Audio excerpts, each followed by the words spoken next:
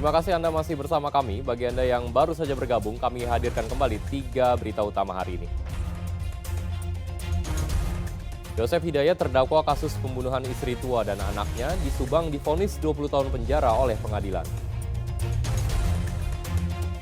Berselisih akibat berebut cinta seorang wanita. Seorang pria di Gunung Putri, Kabupaten Bogor dibacok saat keluar dari sebuah minimarket. Dituding menggunakan pengawet kosmetik agar produk rotinya tahan berbulan-bulan, hasil uji laboratorium patahkan tuduhan tersebut.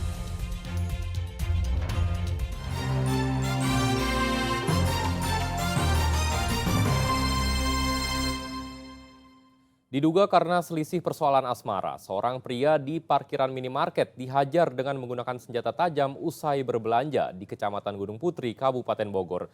Pelaku yang sempat buron kini telah ditangkap polisi.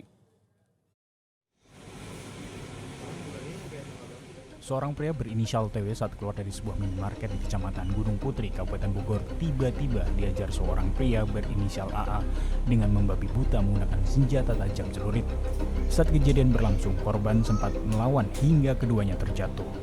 Warga yang di lokasi tak ada yang berani melerai lantaran pelaku menggunakan senjata tajam. Namun saat senjata tajam celuritnya terjatuh, warga langsung melerai pada kelahiran tersebut. Penganiayaan yang dilakukan tersangka itu diduga karena faktor asmara berebutan seorang wanita. Padahal tersangka AA sudah menikah. Atas kejadian itu, korban mengalami luka bacok di bagian tubuhnya. Pelaku pun sempat kabur dan buron selama 3 bulan. Pelaku akhirnya ditangkap tim Reskrim Gunung Putri di tempat persembunyiannya di daerah Kelapa Nunggal, Jumat lalu. Telah terjadi penganiayaan yang dilakukan oleh tersangka saudara AA kepada saudara TW di depan Alpamidi Gunung Putri Selatan. Kejadian tersebut mengakibatkan korban mengalami luka. Kemudian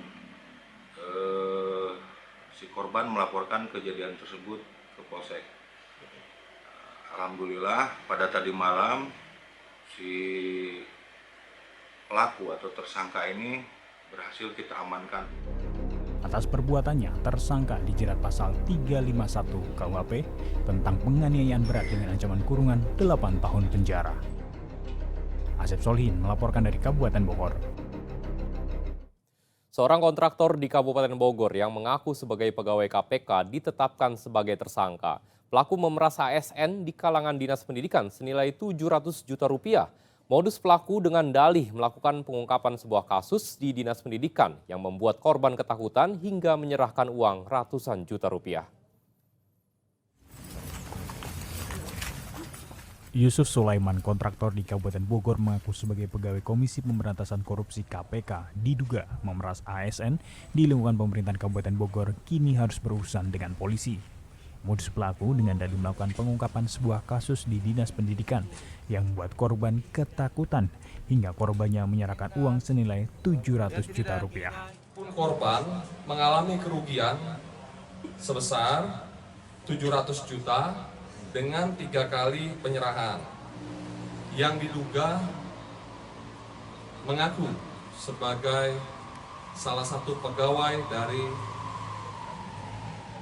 Komisi Pemberantasan Korupsi. Namun setelah dilakukan pengecekan oleh internal dari KPK bahwa yang bersangkutan bukan dari institusi Komisi Pemberantasan Korupsi. Modus operandi yang dilakukan oleh yang bersangkutan adalah dengan cara menunjukkan foto di mana ada surat panggilan terhadap para saksi-saksi yang menimbulkan ketakutan daripada para saksi-saksi yang menjadi korban yang kemarin ikut diamankan oleh teman-teman dari Komisi Pemberantasan Korupsi. Pelaku dikenakan pasal 368 KUHP dan pasal 378 KUHP perkara dugaan pemerasan dan penipuan dengan ancaman tindak pidana penjara paling lama 9 tahun. Asep Solihin melaporkan dari Kabupaten Bogor. Satu dari 3 pelaku pembobol minimarket di Kecamatan Kelapa Nunggal, Kabupaten Bogor babak belur dihakimi warga. Sebelumnya komplotan itu menembak seorang warga yang memergoki aksi mereka.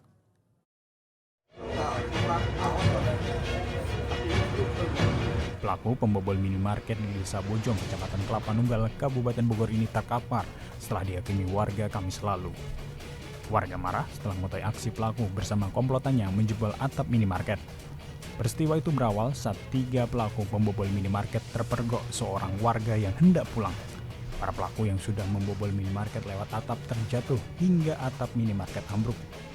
Saat ketahuan, para pelaku panik dan satu pelaku menjadi bulan-bulanan warga. Salah seorang warga yang memergoki aksi pembobolan minimarket itu terkena tembakan dari airsoft gun. Polisi kemudian membawa pelaku ke Mapolsek Kelapa Nunggal bersama sejumlah alat yang digunakan untuk menjebol atap minimarket. Pelaku sendiri yang bersangkutan bersama satu orang rekan lainnya datang ke minimarket tersebut, lalu di dalam minimarket itu ternyata sudah ada rekannya yang lain. Namun pada saat itu karena ketahuan oleh warga setempat, yang 3 yang di dalam itu melarikan diri dan yang 1 diamankan oleh warga. Saat ini polisi mengejar 2 pelaku lain yang kabur setelah aksi mereka diketahui warga. Solihin melaporkan dari Kabupaten Bogor.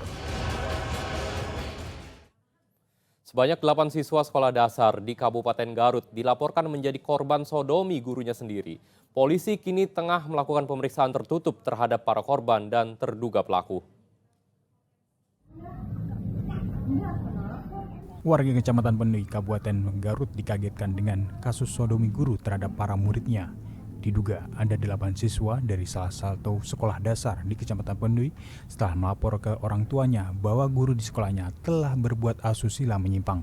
Atas laporan anak kepada orang tuanya, 3 korban melaporkan kejadian tersebut ke Polres Garut. Dari laporan itulah polisi langsung menangkap terduga pelaku di Polres Garut untuk dimintai keterangan. Selain terduga pelaku, polisi juga masih memeriksa para korban. Polisi saat ini tengah memeriksa terduga pelaku termasuk korban secara tertutup. Hal itu dilakukan karena korban merupakan anak di bawah umur. Polisi menyatakan bahwa seluruh korban adalah siswa laki-laki. Oh ya, memang ada laporan kepada kita dari masyarakat di Kabupaten Garut. Ada oknum guru yang melakukan cabul terhadap siswanya. Tapi sedang kita proses saat ini. Nanti kami sampaikan perkembangan lebih lanjut tentang yang lain-lainnya. Untuk jumlah korban yang melapor berapa orang? Yang sudah kita data baru 3. Kemungkinan bertambah atau seperti apa? Ada kemungkinan besar bertambah. Kalau status gurunya sendiri itu betul PNS atau gimana, Bang? Sedang kita selidiki ya, sedang diperiksa sekarang. Pengakuannya sejak kapan dia melakukan? Ini sedang diperiksa, nanti kita sampaikan kalau sudah selesai pemeriksaannya. Ada kemungkinan korbannya bertambah. Polisi memastikan akan memberikan keterangan rinci usai para korban, saksi termasuk terduga pelaku selesai dilakukan pemeriksaan. Para korban yang sudah resmi melapor ke polisi berjumlah 3 orang. Mereka didampingi orang tuanya. Eko Setiabudi melaporkan dari Kabupaten Garut.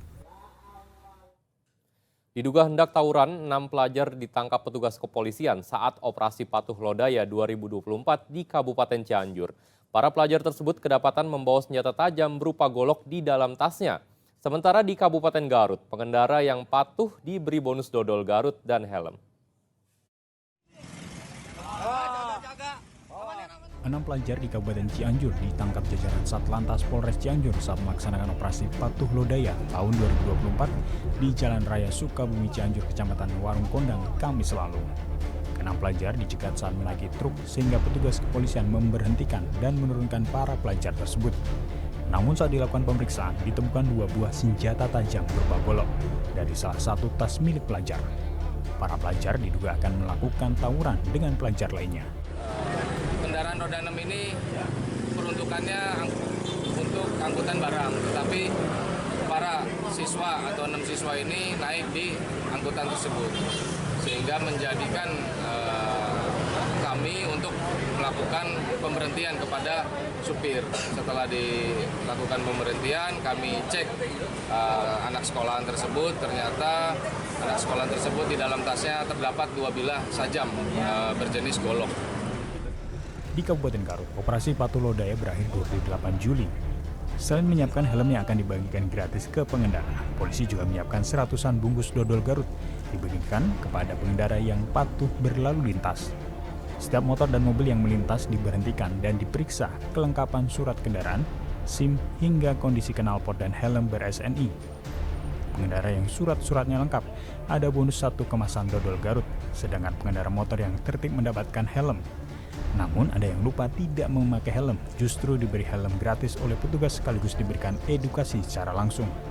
Tindakan yang lebih humanis ini mengundang simpati pengendara.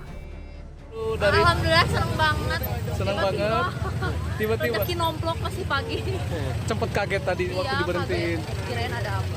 Satlantas Polres Garut hadir untuk melayani dengan teman-teman Poluan, memberikan reward kepada beberapa pelanggar yang terdapat sudah sesuai dengan aturan, dari mulai kelengkapan surat dan kendaraannya kita berikan helm, kita berikan dodol sebagai reward kepada para. Meski ada bonus bagi mereka yang patuh, namun tetap pengendara yang melanggar lalu lintas ditegur dan dikenakan sanksi tilang. Rendra Gozali dan Eko Setiabudi melaporkan dari Kabupaten Cianjur dan Kabupaten Garut.